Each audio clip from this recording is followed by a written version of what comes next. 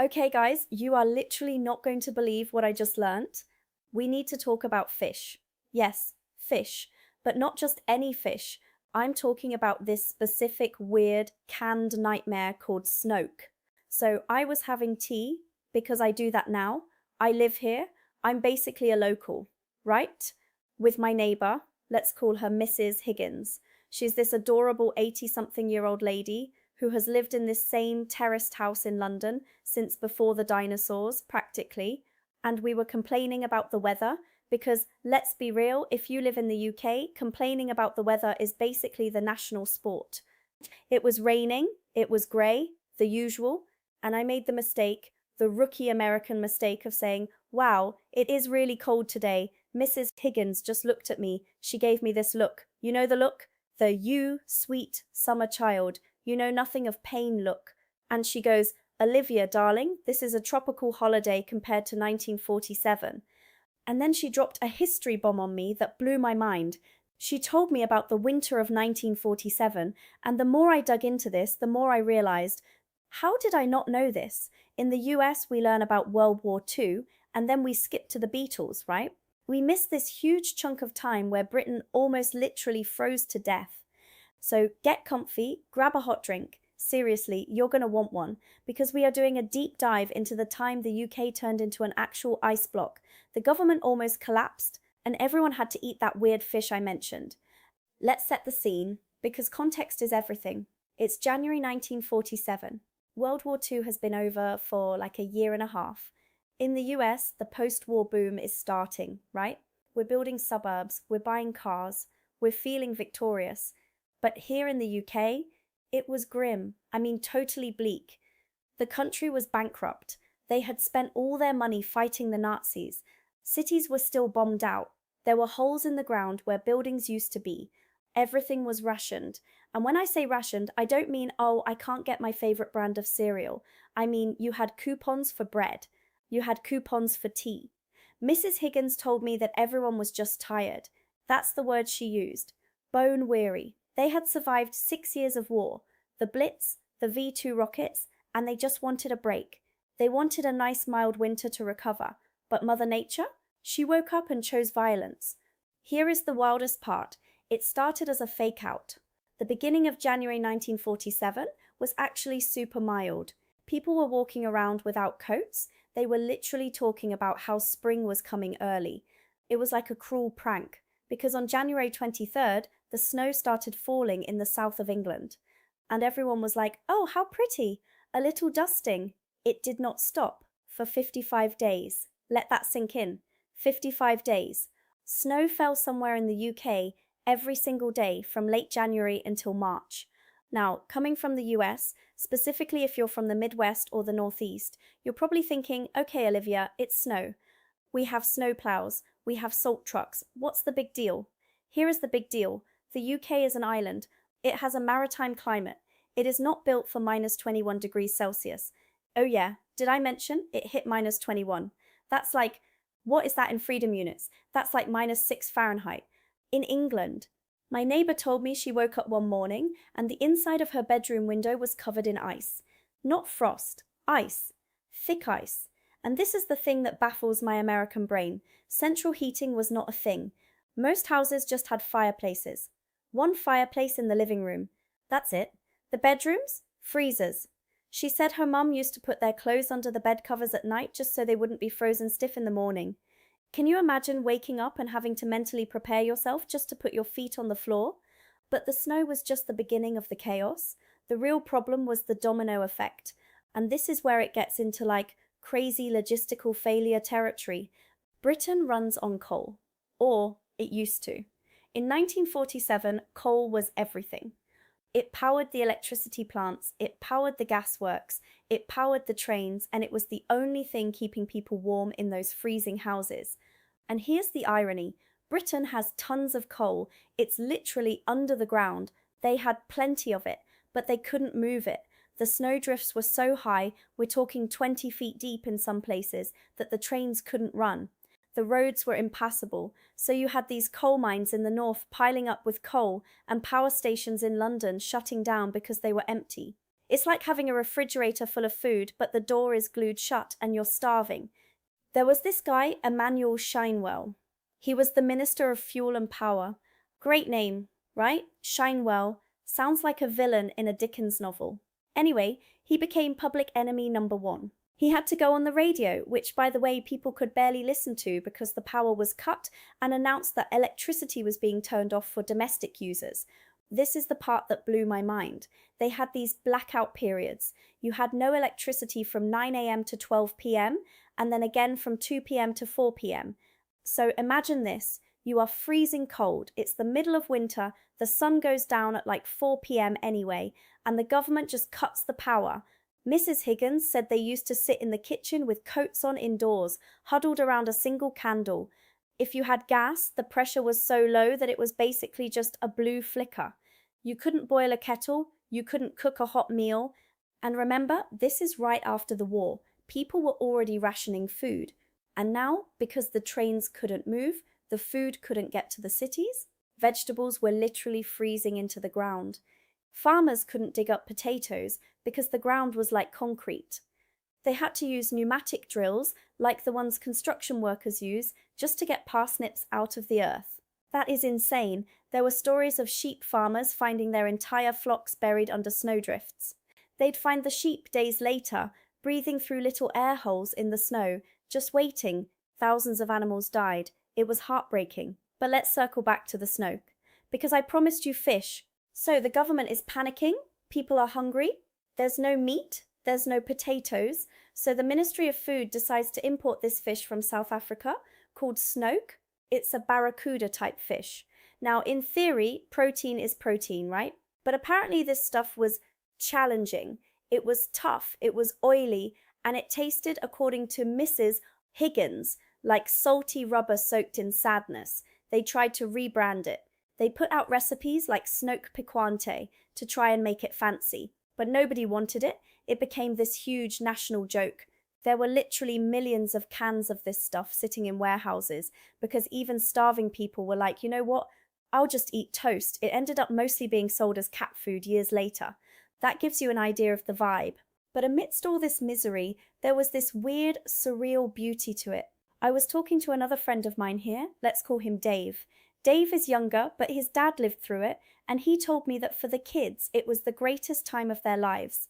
Think about it. School was cancelled for weeks. The snow was piled high up to the roofs. In the US, we go sledding on plastic saucers, right? In 1947, kids didn't have that. They were using tea trays. They were using baking sheets. They were using corrugated iron, ripped off bomb shelters.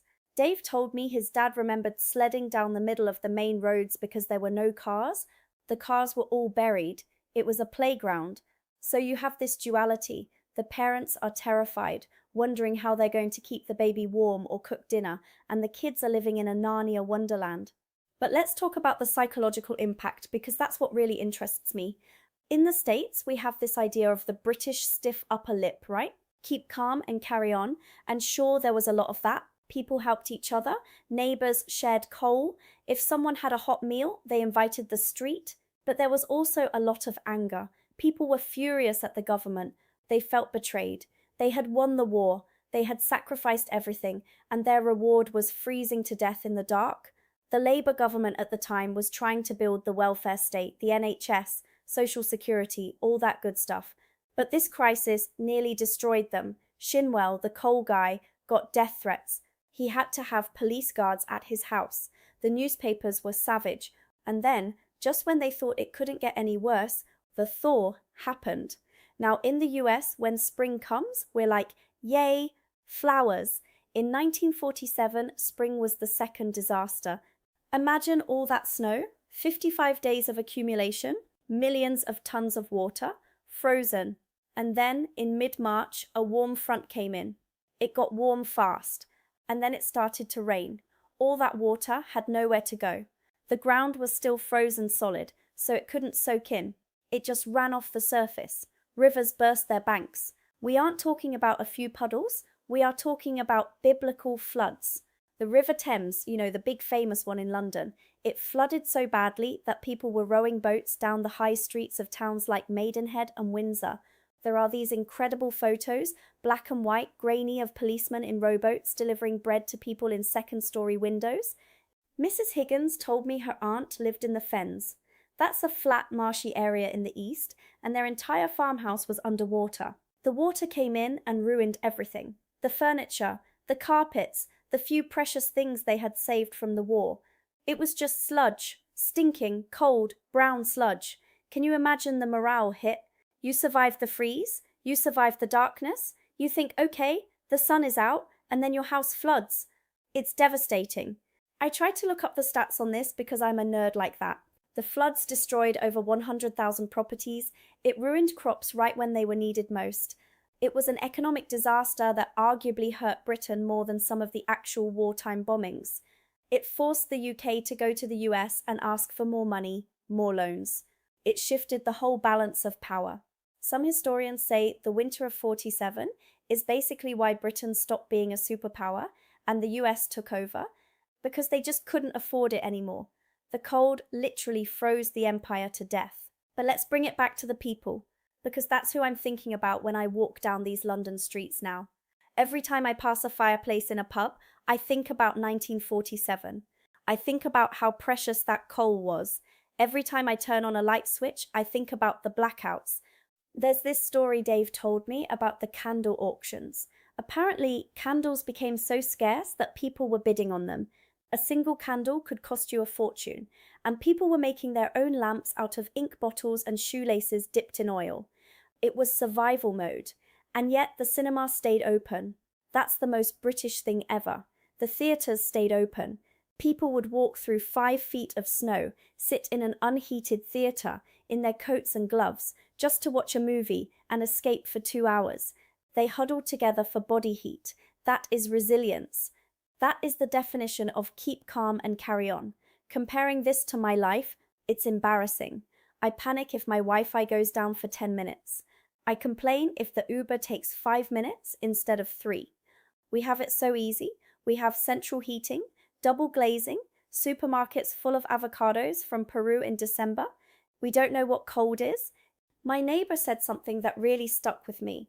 She said, the war brought us together because we had a common enemy. The winter brought us together because we had a common misery. There's a difference. In the war, you had hope of victory.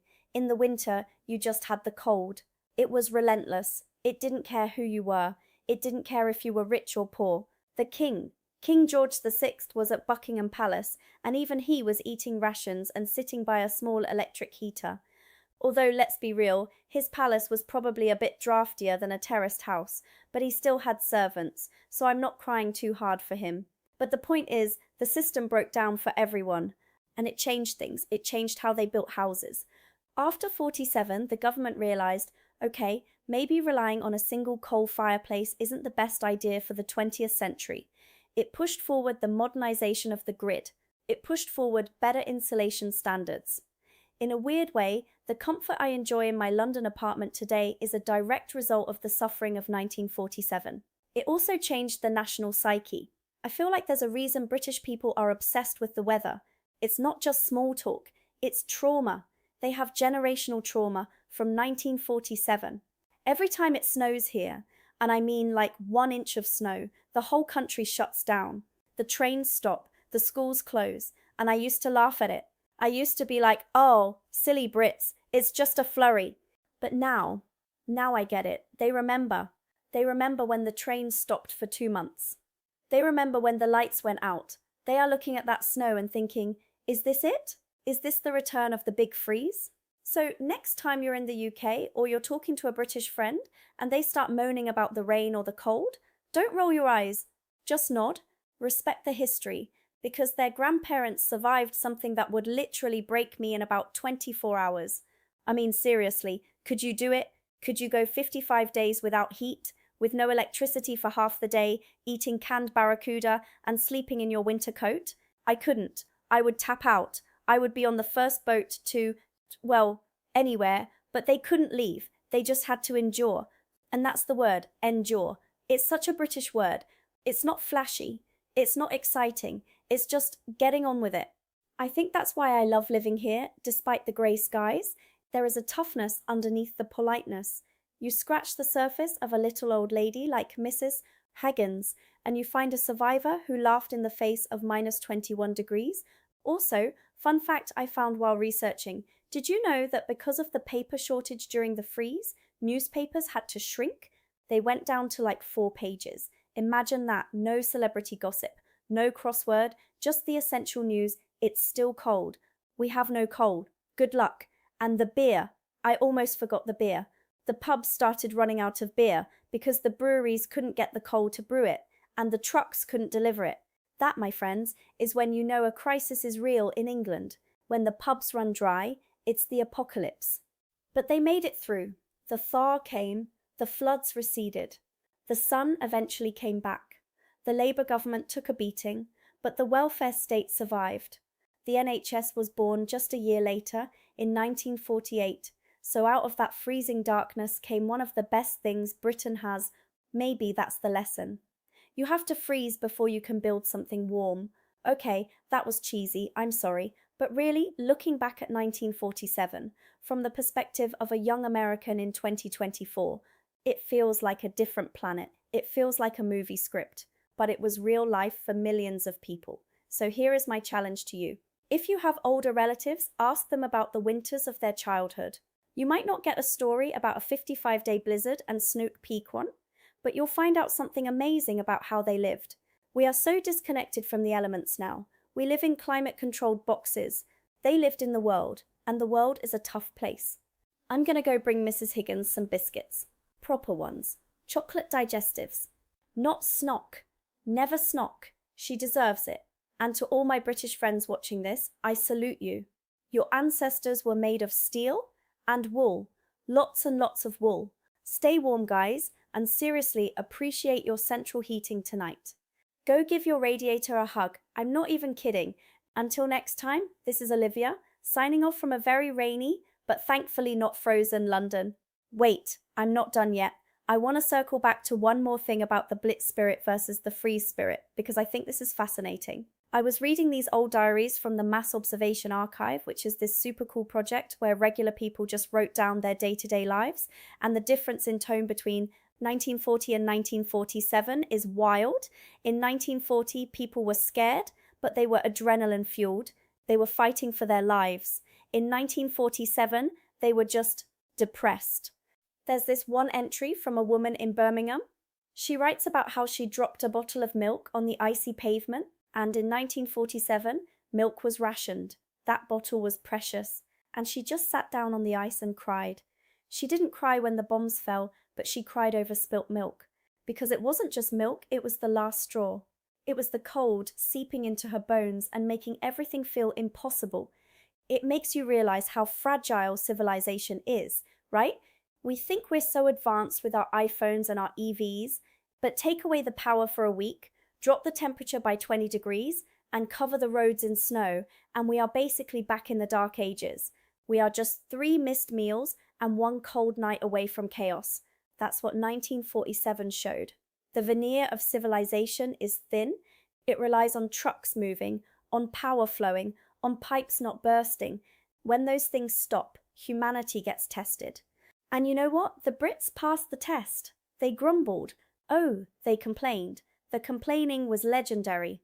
But they didn't riot. They didn't tear each other apart.